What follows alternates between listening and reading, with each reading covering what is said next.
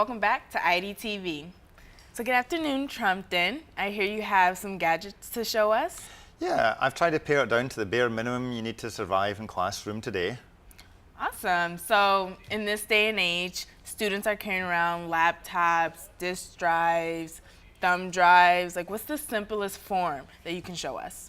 Well, I've got an iPad which should easily be an Android pad or even a Kindle these days. Each has their own limitation about size, cost and usefulness. I also carry around a cell phone with me. It could be a stupid phone or a smartphone, your choice. And I also carry around a spare battery pack and a power source as well with me. But let's start putting it all together. First, good. For the iPad, I make sure I know I'm going to drop it at some stage. So I have these eyeballs on the end of it. These mean you can drop it and it'll pretty much bounce as long as you don't impale it. So it protects the screen. That's awesome. Yeah, protects the screen, protects it from moisture or powers as well.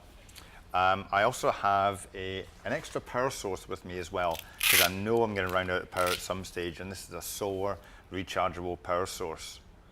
And if my cell phone sucks and my carrier sucks, I have a backup carrier. Inside this, I've got the Verizon, which gives me up to 30 megabits per second. But on my cell phone itself, I have a different carrier, so they can't both suck at the same time, hopefully.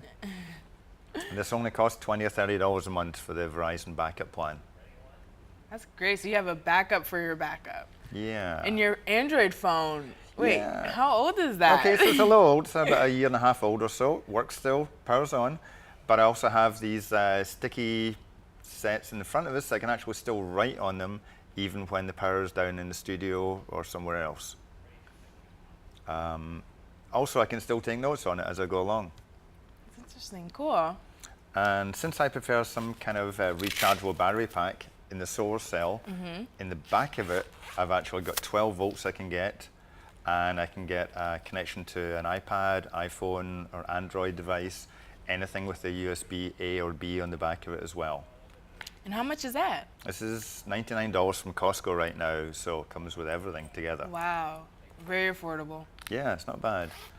So my minimum amount of stuff is really the iPad or Android or even a Kindle.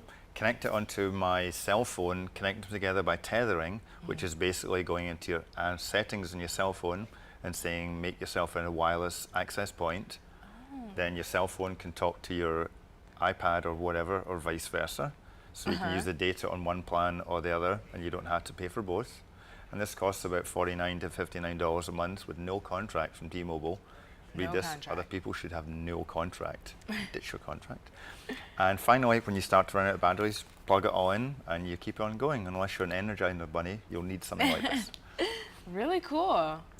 Protect the screens of your gear, protect your storage as well. I happen to have this, which is a encrypted hard drive, which you can get to, but even the government can't get to this one. It's encrypted from Apple, and it's a lacy product for about $40. $40, that's not bad. Yeah, it's not bad. A couple of other minor things as well. I have a camera connector kit for your iPad, so you can download anything from an SD card into your iPad, a film or a movie. Wow. And then that's really good for students, especially when they're like on the go and they can just do stuff right away. Yeah.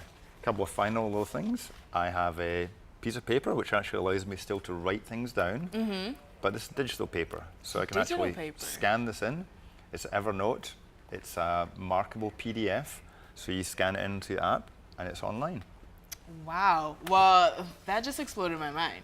Yeah. But everything was amazing. Thank you so much for coming out and showing us that. Students, I hope this helped you out. So check us out on YouTube. You can follow us at Idtv, and we'll see you guys later. What is the first thing you do after waking up in the morning? Personally, I always reach for my phone the second I wake up and check the latest tweets and updates from my friends. But have you ever imagined what your daily routine would be without all of our wonderful technological advancements? Here's a little ditty on the positive and negatives of using the wonderful gadgets that we're tied to the hip with. The year is 2013. Life moves at a fast pace. Everyone and everything around us is on the move and in a hurry. In order to keep up with the demand of the fast-paced world, technology and transportation has to advance to meet our needs. About 100 years ago, life was simpler. Horse carriages, cable cars, and walking. That was the transportation back in the day. In San Francisco, transportation began to really advance after the 1906 earthquake. In 1912, the San Francisco Municipal Railway was created. By 1915, the D, F, and H lines were created. By the end of World War II, Muni had purchased the new diesel buses and was becoming part of the modern world. In the 1960s, BART began the building blocks of what is one of the methods of transportation widely used today. In just about 1 hour, you can get from Fremont, Richmond, or even Concord to downtown San Francisco. Nowadays, we have smartphones, tablets, laptops, anything that is small and on the go for our needs. We can check email, call someone, even watch a movie. So much advanced transportation and technology can be a little overwhelming. Let's take a look at Average Jane.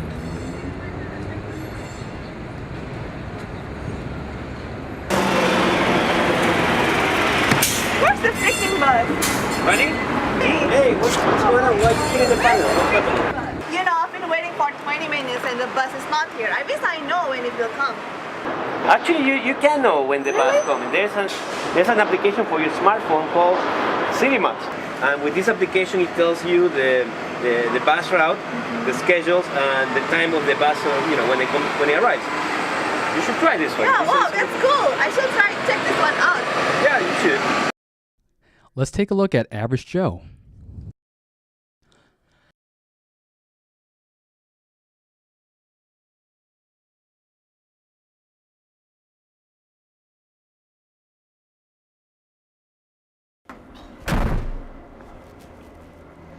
What are you doing? Sir, What are you doing?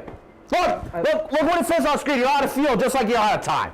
Come on, what are you doing here? You're supposed to be doing a job. Why am I seeing this stupid graphic on screen and this stupid colors? it wasn't here before, sir. You're supposed to be doing your job. Hey, look at this. Look at this. Look at this. It looks like kid porn. What are you doing? You're not supposed to pick up that phone. You pick up that phone right now, your job is done.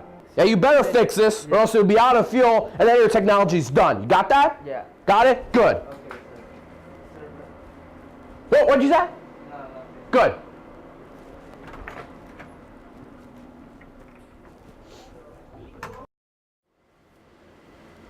I want to go back to the time when the... And so we ask ourselves, what's next?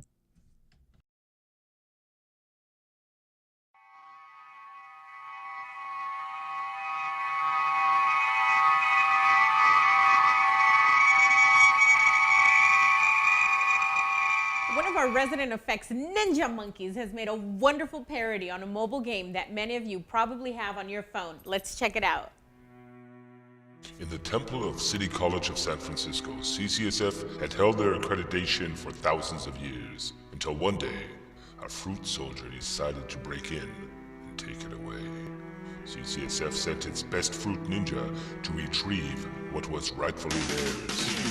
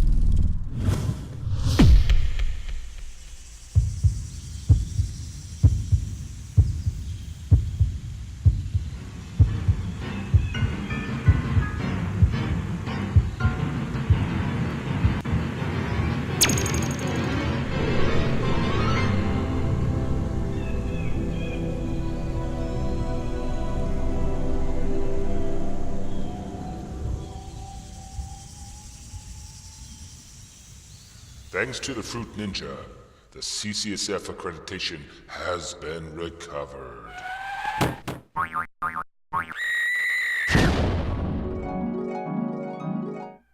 I'm Dan Harrington. I'm here with Nancy May, Yvonne Zhang, and Coach Connie's staff of the City College women's badminton team. Glad that you're here. We had a very nice appearance at the state championships down in the southern part of California, and they did great doubles and singles. Doubles teams went to the semifinals round as well as a winning record in the regular season. Congratulations to all of you. Nancy May, tell us a little bit about what it was like to compete in the state championships this year. It was great. North Cal and SoCal got together and actually compete in Pasadena, and it was a really great event. Awesome. And Yvonne, your reflections?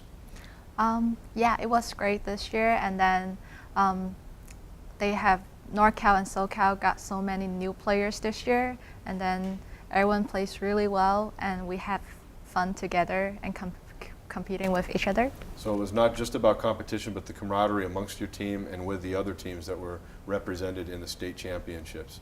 Congratulations. I know you're both from Lowell and Washington Highs, respectively, in the city. You've also got Burton and Lincoln represented, as well as schools as far away as China with the experience level. So it's neat to get everyone together from the city and out of the country even. Congratulations on a great season. Coach Connie's staff, you and co-coach Fred Glosser came into the program under duress, if you will, in 2008 and have had some serious success here, including the only women's state championship that City College has to this point in 2010. Yes, we've played for the state team title 4 of those years, and we won it in 2010, which was a highlight of both of our coaching careers. Very proud of all the athletes, and very proud of Yvonne, because last year she and U Park Kent won the state doubles title, which was fabulous. Absolutely fabulous. What are you and Coach Fred Glosser going to be doing now? I understand you may be retiring. I'm going to continue teaching full-time here, which I love teaching here at City College. And Fred is going to be playing a lot of golf. He retired some time ago, and now he's going to really enjoy life with his wife. Sounds wonderful. Thanks to your dedication, thanks to the team for not just this season, but having a great program here at City College of San Francisco. For Idtv Sports, I'm Dan Harrington.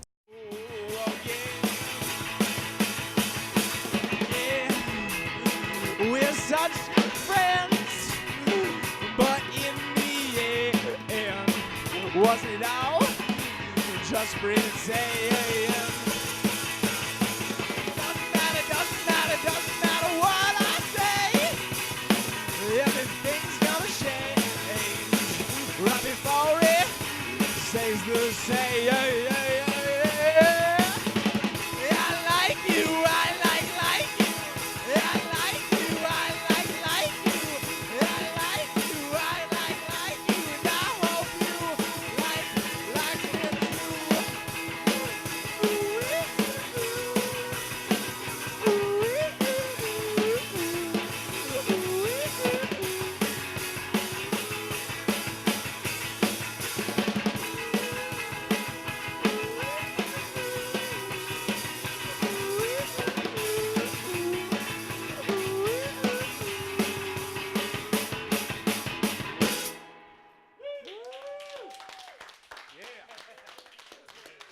Well jammed.